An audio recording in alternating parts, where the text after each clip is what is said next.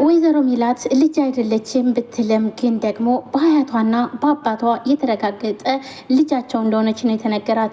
ምክንያቱም ደግሞ ሲመጡ ልክ ሀናን ሀሴት አድርገው እንዲሁም ደግሞ እርግብን ሰራተኛ አድርገው ነበር ያሰቧት።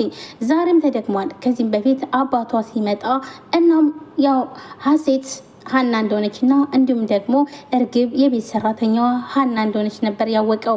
እናም በዛም በመበሳጨት እሷ እንዳልሆነች ይነገረዋል። እሱም ግን አላመነም።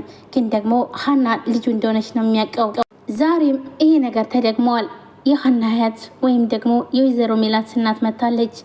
እናም ሀና ከስራ ስትመጣ የወይዘሮ ሜላት እናት ቁጭ ብላ ነበረ ከሰላም ጋር።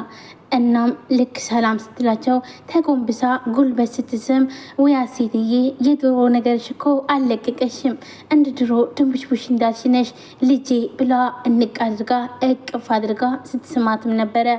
እናም እርሰው ስትል እንዴ እንደዚህ ማትበይ እንደ ድሮሽ አያቴ በይኝ እንጂ ትላለች። እናም ሰላምም በጣም ይገርማታል። ደስተኛ ነበረች ሰላም። ግን ደግሞ ሰላም አረ አያቴ እሷ እኮ ሀና ማለት ሰራተኛ ነች፣ እርግብ ደግሞ ልጅ ነች አላለችም። እሷም እየሳቀች ነበረ። ሀና ግራ ተጋባች።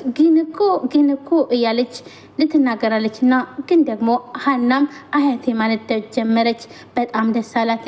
እናም በወይዘሮ ሜላት ባይረጋገጥም ሀና በአያቴና በአባቴ ልጅነትን አግኝቻለሁ፣ ይሄ ደግሞ ያስቃል ትላታለች። ሴት ቆይ ግን ምን ያገላፍጥሻል ትላታለች ክችን ሄዳ። እንዲህ ለምን የሳኩበት ምክንያትማ እና ታዲያ አያቴ እንደዛ ስላለችኝ በጣም ደስ አለሽ አይደለ? በሱ ነው የምትስቂው እኮ አያቴ እኮ ሰላም እንዴት እንዳለች እኮ ነግራኝ እኮ ነው ትላለች። ምንድን ነው ያሳቀሽ? ለማንኛውም አንቺ ብትም ግን ደግሞ አባቴና አያቴ ልጅነቴን ተቀብለዋል ትላታለች። ይሄማ መቼም ግን እኮ ደግሞ የእናት አንጀት ነው እንጂ የአያትና የአባት አይሰራም። መጀመሪያ ግን ቅድሚያ የእናት አንጀት ነው። ደግሞ እናቴ ደግሞ እኔን እናመነችኝ ትላታለች። እሱን ቆይተን እናየዋለን አይደል? አሁንም አንቺ እየተከራከርሽ ነው ትላለች። ቆይ ግን ምን ባደርግሽ ነው? ምን አድርጌ ብገልሽ ነው ቆይ እኔን የምታይኝ ትላታለች። ይህንን ነገር መቼም ማድረግ አትችይም፣ ይሄ ደግሞ ጀግንነት ያስፈልጋል ትላታለች። ሀናም ወይዘሮ ሜላት እናት ወይዘሮ አስቴር ብዙ ጊዜ በድርድሮ የምታሳልፈውንና እንዲሁም ደግሞ ከቤት ስትመጣ ሀሴት የምታደርግላትን ሁሉ እያስታወሰች የአሁኑንም ስትስለው በቃ ምንም እኮ አልተቀየረችም። በፊት እንዴት እንደምታደርግና ሀሴት ሰው እንዴት እንደምትወድ ለሰው እንዴት ክብር እንዳላትኝ እሱን እያስታወሰች እያለ አሁንም ደግሞ እጅሽን ታጠቢ ስትላትኝ ምን ችግር አለው ወደ መታጠቢያ ቤት እኮ ሂጂ እኔ ታጠባለው ስትላትኝ አይ በፍጹም እኔ እያለውማ አንቺ ሂደሻት ታጠቢም አያቴ ስላለች ሀናም።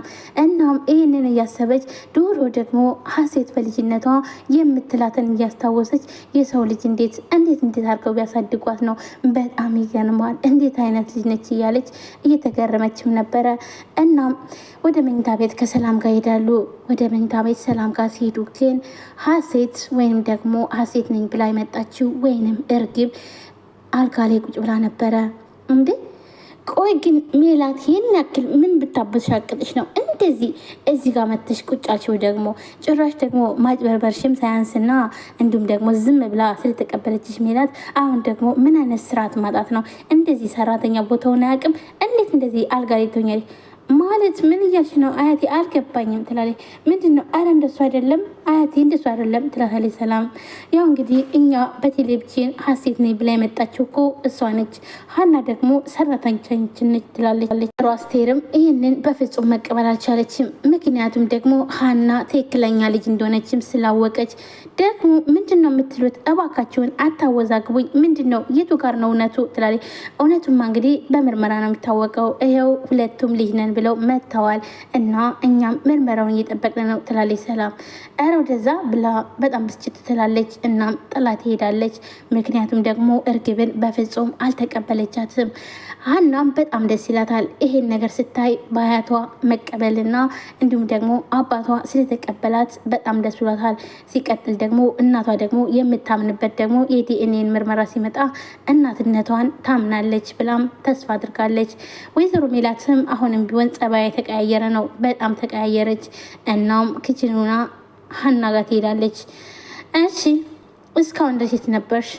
እትዬ በጣም ረፈደብኝ፣ እናም አባዬ ጋር የሚሆን ሰው ስላጣው ነው ስትላትኝ፣ ኧረ እባክሽ አንቺ ጠግበሽ እኮ ስራውን እኮ ጠግበሻል አትፈልጊውም ትላታለች። ኧረ በፍጹም እትዬ ቆይ ምንድን ነው እኔ እኮ እዛ ስለሆንኩ ነው ትላለች። ምንድን ነው እንደዚህ የምትይው ደግሞ ዶክተሩ እፈልግሻለሁ ብሏል። ምንድን ነው ስለ አባትሽ ምን አለሽ? ምን በጣም ደነገጠች። ምክንያቱም ደግሞ ሀና የአባቷ ሕክምና 400 ሺህ ብር እንደሆነ ሁላችንም እናውቃለን። ግን ደግሞ ሕክምናውን ከጀመሩ በኋላ እንዲሁም ወይዘሮ ሜላት ወጪውን ከሸፈነችም በኋላ አሁን ላይ ግን ዶክተሩ ሀናን ጠርቶ የአባቷ ሕክምና በጣም ብዙ ብር እንደሚያስፈልግ ነበር የተናገረው። እሱም ደግሞ 800 ሺህ ብር ከ400 ሺህ ብር ወደ 800 ሺህ ብር። ይህንን ደግሞ ከሰማች ወይዘሮ ሜላት በጣም ከባድ ስለሆነ ሀናም ረን እንጃ። እሺ ዶክተሩ ለምን ፈለገኝ? ለምንድን ነው እፈልግሻለሁ ያለኝ? እኔ እሱን አላቅም እትዬ ትላለች። ለመናገር ፈራች። ይህን ነገር ብትናገር ደግሞ የበለጠ አሁን ላይ በጣም ተቀይራበታለች። ሀናም ኡፍ አሁንስ እናትነቱ ቀርቶ ሰራተኝነቱ በተሻለኝ አለች ምርርትልና። ምክንያቱም ደግሞ ወይዘሮ ሜላት በጣም ተቀይራለች። በጣም የማታቃትኝ እንዴት አርጋም እንደምታዝዛትኝ ቦታሽን አታቂም እያለች በጣም ብዙ ነገር ትናገራታለች።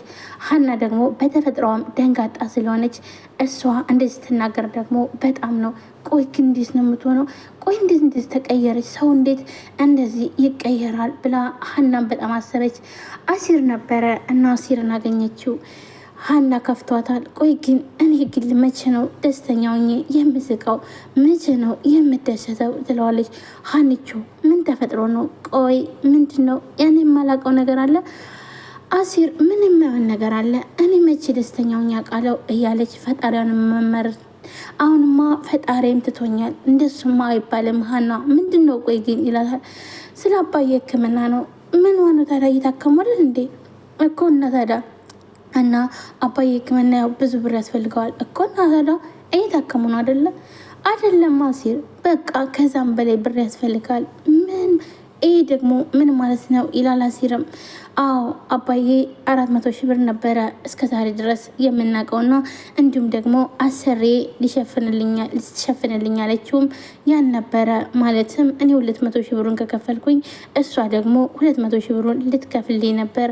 አሁን ግን ደግሞ ሌላ ችግር መጥተዋል።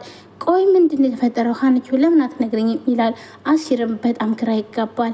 ሀና ስትቃየርና ሀና ስታዝን ማየት አይፈልግም። ግን ደግሞ ግዴታ ይህን ነገር መስማት አለበት። እናም የአባዬ ሕክምና በጣም ብዙ ብር ያስፈልጋል። አሁን ደግሞ ድጋሚ ሌላ 400 ሺህ ብር በአጠቃላይ 800 ሺህ ብር ነው የሚያስፈልገው ይላታል ትለዋለች። እሱም በጣም ይደነግጣል። እንዴት እንደዚህ ሊሆን ይችላል? አላቅም አሲር፣ ብቻ አላቅም እኔ በቃ አሁን ደከመኝ፣ ወይኔ ፈጣሪም ለምን ተወኝ እያለች ሀና ማዘን ጀመረች። ሀኒቾ በቃ አትዘኝ፣ ለበጎ ነው የሚሆን። ይሄም እኮ ፈጣሪ ያውቃል፣ ሁሉም ነገር እሱ ያስተካክለዋል፣ እባክሽን አትዘኝ ይላታል።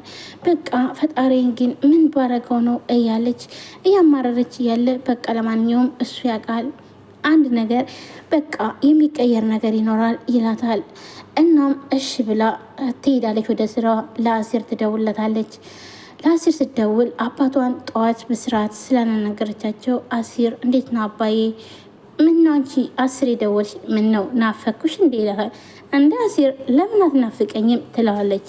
እንዴ ታይ እንጂ ሙድ መያዝሽ